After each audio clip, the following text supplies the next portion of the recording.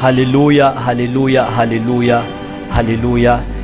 Mangiqale ndibulise pha emakhaya, ndibulise umama, ndibulise ubhuti, ndibulise usisi egameni elihle lika Yesu Kristu.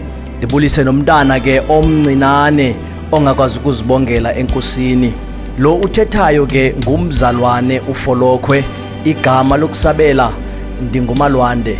Ngizawucela ke pha emakhaya ukuthi ni like pha kwikhasi lethu, ikhasi libhaliwe ivangeli lokuqala, and then ube so like pha usharisha to your friends. Hallelujah.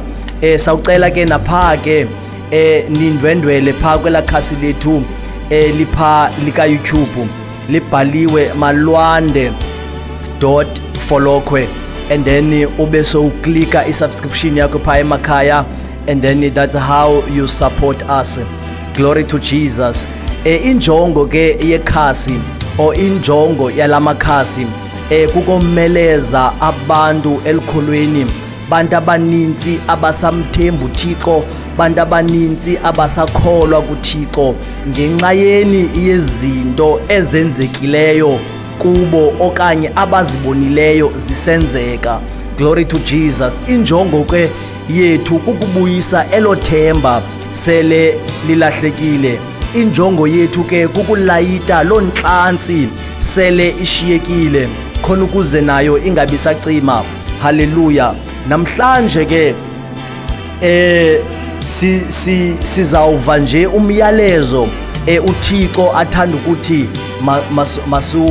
masugqithise pha emakhaya kubaphulaphuli nakubabukeli bethu.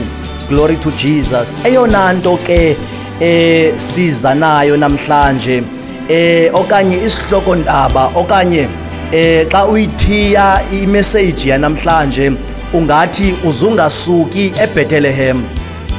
Glory to Jesus. Uzungasuki eBethlehem, uzungahambi eBethlehem. Ngamanye amazwi uzungasuki kwindawo uThixo akubeke kuyo. Glory to Jesus. Ngoba uThixo ukubeke ngesizathu, uThixo ukubeke ngenjongo. Glory to Jesus. Lindela ixesha lokukhululwa kwakho. Glory to Jesus. Ngoba abantu abaninzi abakwazi ukulinda, abanye basuke kwindawo yabo ngenxa yokungakwazi ukulinda. But ke masiqhubeke, asikho apho, bendithi mandigqithe nje. Hallelujah. Izwi lethu ke namhlanje sizalifumana pha kwincwadi kaRute, incwadi kaRute verse 20 chapter 1. Hallelujah. Ifundeka ngolhlobo, sawufunda nje umqolo abemnye, then sibe sesivala ke inkonzo yethu, siqhubeke sishumele ngaphandle njengokuThixo esithumile. Hallelujah. Sawufunda uverse 20, ifundeka ngolhlobo ithi uNaomi yena wathi sanukuthi ndinguNaomi kum, yithini ndingumara. Glory to Jesus. Uthi yithini ndingumara.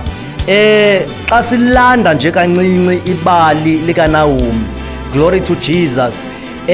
uNaomi ufuduke kwilizwe lakwaMowabi.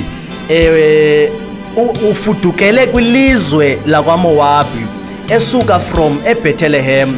Glory to Jesus. Isizathu ke sokuba afudukele eBethlehem. Glory to Jesus. Isizathu sokuba afudukele kwaMowabi from eBethlehem.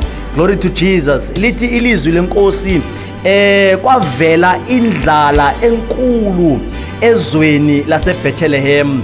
Kwavela isomiso esikhulu kwilizwe laseBethlehem. Glory to Jesus. Now baqonda ukuthi abangekhe bakwazi ukumelana nesomiso saseBethlehem. Glory to Jesus. Mabakhangele amadlelo aluhlaza. Hallelujah. So bamove from eBethlehem baya kwilizwe lakwaMowabi. Glory to Jesus. Ngethuba ke emuva okanye esuka kwilizwe laseBethlehem esiya kwilizwe laseMowabi, lithi lizwi lenkosi wayehamba nomyeni wakhe, wayehamba nabantwana bakhe ababini, glory to Jesus, kunye nomolokazana bakhe, haleluya. Kodwa lithi lizwi likaThixo bathe xa befika apho kwaMowabi, bafika kukhona yonke into, kwakungekho nto ingekhoyo, yonke into yayikhona, indlala yayingekho, yonke into ababeyinqwenela ngethuba beseBethlehem bafika ikhona kwilizwe laseMowabi. Kodwa umnqa into eyenzekayo, bafika kugcwele ingikhitya yokufa, glory to Jesus, ngoba lento yenza umama uNaomi alahlekelwe ngumyeni wakhe, lento yenza umama uNaomi alahlekelwe ngonyana bakhe bobabini, glory to Jesus. Yiyo ke lonto simva namhlanje esithi sanundibiza njengoNaomi, ndibizeni njengomara, ngoba uThixo umphefumulo wami uwenze wakrakra, glory to Jesus. Mhlambi namhlanje nithetha nabantu abathi umphefumulo wami ukrakra, glory to Jesus, anisaboni into eyenzekayo ebomini bam, haleluya. Kungoko ndibona nje ubukrakra bodwa, akho nto iqhubekela phambili, haleluya, kukrakra ebomini bam. Namhlanje ndizothetha nabantu abathi ebomini bam kukrakra, glory to Jesus. Kodwa namhlanje ndifuna ukuxelela into enye, into yokuba ngaba uThixo usekhona, kodwa uzungasuki eBethlehem, ngoba impazamo ayenzileyo uNaomi kukusuka eBethlehem, haleluya. Iqolo lenkosi malube nani, wahamba waye kwilizwe lakwaMowabi. So ndifuna ukuthi namhlanje noba ubusowuyile kwaMowabi, kodwa buya, ngoba uThixo uyenisile imvula kwilizwe laseBethlehem, glory to Jesus. Funa wazi ukuthi namhlanje uThixo uzenzile izinto ubufuna ukuthi makazenze kwilizwe lakho laseBethlehem, glory to Jesus. So ndifuna ukuthi namhlanje pha emakhaya ababeyishila inkosi bafuduka baya kwindawo zimbi, namhlanje ndifuna ukunixelela ukuthi uThixo univile, glory to Jesus. Uthi kwincwadi yeGenesis athi ndikuvile ukukhala kweni, athi ndalile ngani, andifunanga uSathane anele njengengqolowa, glory to Jesus. So ndifuna ukuthi namhlanje buyani kwilizwe lakwaMowabi, nibuyele kwilizwe laseBethlehem, uzungasuka uThixo indawo akubeke kuyo, glory to Jesus. Linda ulindele ukukhululwa kwakho, ngoba ngethuba uNaomi ubuya kwilizwe laseBethlehem, uThixo senisa imvula, ubuya kwilizwe laseBethlehem se ililanga lesivuno, glory to Jesus. So ndifuna ukuthi kuwe namhlanje ungasuki kuThixo ngenxa yenhlupheko, ungasuki kuThixo ngenxa yenhlupheko yomzuzwana. uThixo uzayinisa imvula, uThixo uza kunceda empilweni yakho nawe, kodwa kudingeka ukuthi uhlale kuye, glory to Jesus.